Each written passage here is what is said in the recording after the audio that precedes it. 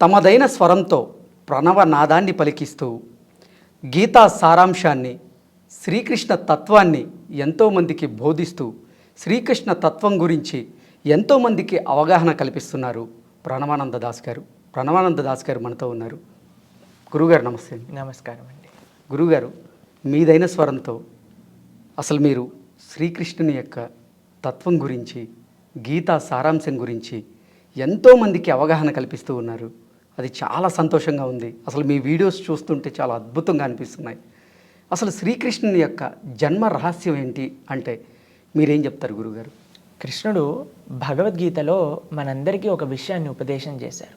జన్మ కర్మ చ మే దివ్యం ఏవం యో వేత్తి తత్వతః తత్వాద్దేహ పునర్జన్మ నైతి మామేతి. సో అర్జున, ఎవరైతే భగవంతుడి యొక్క జన్మ రహస్యాన్ని, భగవంతుడి యొక్క లీలలో ఉండే తత్వాన్ని తెలుసుకుంటారో అటువంటి వాళ్ళకి మళ్ళీ పునర్జన్మ అంటూ ఉండదటండి. అంత విశేషం భగవంతుడి యొక్క రహస్యాన్ని తెలుసుకోవటం. మనందరం కూడా ఏమంటారు, వీళ్ళు పుట్టారండి మా ఇంట్లో అని అంటారు.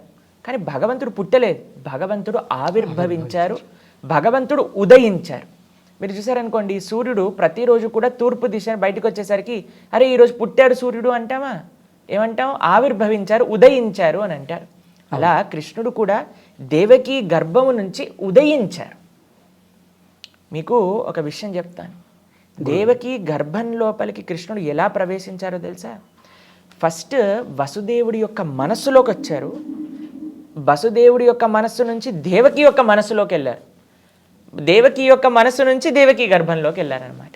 కానీ ఈ భౌతికంలో ఉండే ఒక స్త్రీ పురుష సంబంధంతో భగవంతుడు ఆ యొక్క కలయిక ద్వారా జన్మించిన వారు కాదండి. పూర్తి ఆధ్యాత్మికం. సరే, ఆయన గర్భంలో ఉన్నప్పుడు బ్రహ్మాది దేవతలందరూ కూడా వచ్చి గర్భంలోనే భగవంతుడికి స్తుతి చేయటం ప్రారంభం చేశారనమాట. అది భాగవతంలో గర్భస్తుతి అనే పేరుతో మనకి కనిపిస్తుంది. ఓకే. యబ్రహ్మా వరుణేంద్ర రుద్ర మరుత శృణ్వంతి దివ్యైస్తవై. అందరు దేవతలు కూడా గర్భంలోకి ప్రవేశించి అద్భుతమైన స్తోత్రములు భగవంతుడికి గర్భంలో ఉన్నప్పుడే ప్రార్థన చేశారనమాట. ఎందుకంటే స్వామి యొక్క అవతార రహస్యం ఏంటి అని అంటే ఈ ధర్మాన్ని కాపాడటం, దుష్టులని శిక్షించటం. యదా యదా హి ధర్మస్య గ్లానిర్భవతి భారత.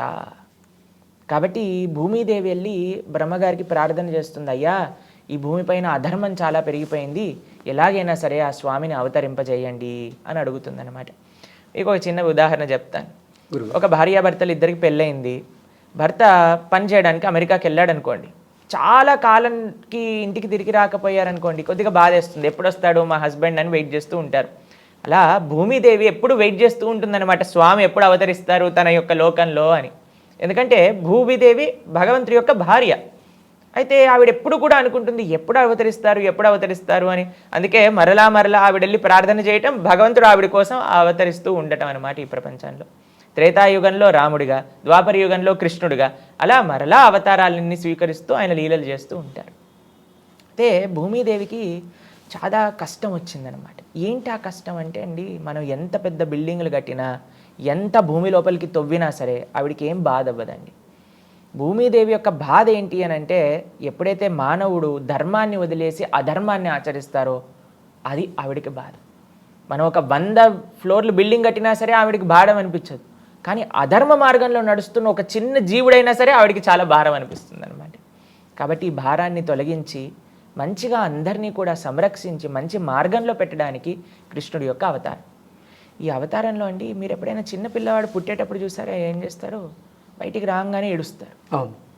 ఏడవాలి, లేకపోతే సంథింగ్ ఇస్ రాంగ్ అని డాక్టర్స్ అంటారనమాట. కానీ కృష్ణుడు పుట్టినప్పుడు జలధరుదేహు నాజాను చతుర్బాహు సరసీలుజాక్షు విశాలాక్షు జారు గదా శంఖ చక్ర పద్మ విలాసు కంఠ కౌస్తువమణి కాంతి బాను కమనీయ కటిసూత్ర కంకణ కేయూర శ్రీవత్సలాంఛనాంచిత విహారు సులకుండల ప్రభాయుత కుంటలలాటు వైఢూర్యమణి గణవర కిరీటు. పట్టు పీతాంబరం కట్టుకొని 4 హస్తాలతో శంఖచక్ర గదా పద్మాలు ధరించి కౌస్తువ మణి పెట్టుకొని వైజయంతి మాల వేసుకొని అవతరించారనమాట గర్భం నుంచి. కాబట్టి ఇది సామాన్యమైన మానవ జన్మ కాదు, ఇది సాక్షాత్తుగా భగవత్ అవతారము అని అంటారు. పుట్టంగానే అమ్మ నీ పేరు ఇది, నాన్నగారు మీరు మీ పూర్వజన్మలో మీరు ఇలా ఉన్నారు, నా కోసం ప్రార్థన చేసి నన్ను శిశువుగా కోరుకున్నారు కాబట్టి నేను మీకు అవతరించా అని చెప్పారు. ఎవరేం చెప్తారా అండి మానవుడు ఇలా? కాబట్టి అది మానవుడికి భగవంతుడికి ఉండే వ్యత్యాసం అన్నమాట. వెంటనే అవతరించారు, తండ్రి గారికి చెప్పారు నన్ను తీసుకెళ్ళి బృందావనంలో వదిలిపెట్టేయండి అని. ఆయన తీసుకెళ్ళి ఆయనను బృందావనంలో వదిలిపెట్టేశారనమాట. ఇది భగవంతుడి యొక్క విలక్షణమైన అవతార రహస్యం. ఓకే ఓకే గురుగారు, ధన్యవాదాలు.